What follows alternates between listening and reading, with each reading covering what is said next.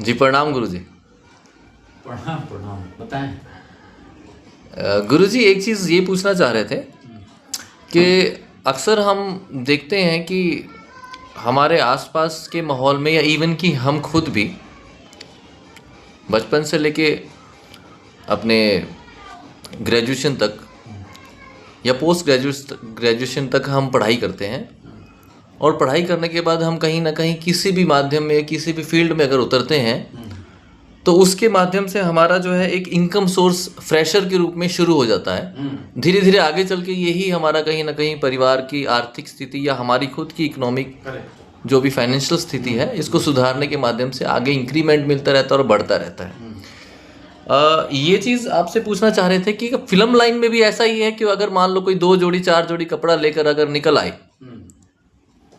और क्या वो अपनी मतलब लाइफ में आगे चल के पैसे बचा सकता है, कमा सकता है, या उसको कुछ कुछ चीज़ों का ध्यान रखना पड़ेगा?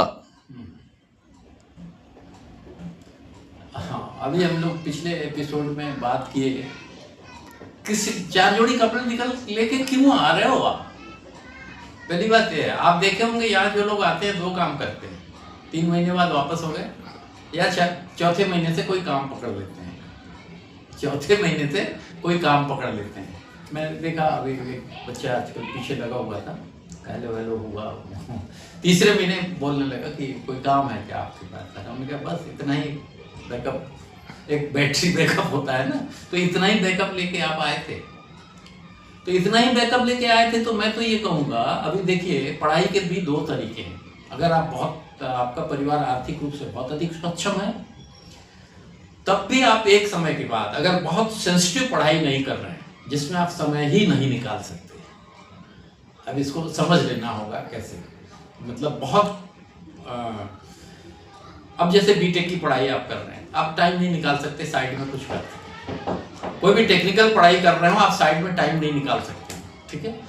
और नहीं तो अगर आप एक भीड़ में आप चले जा रहे हैं, मतलब इंटर कर रहे हैं, बीए कर रहे हैं, एमए कर रहे हैं, उसका कोई मतलब नहीं है।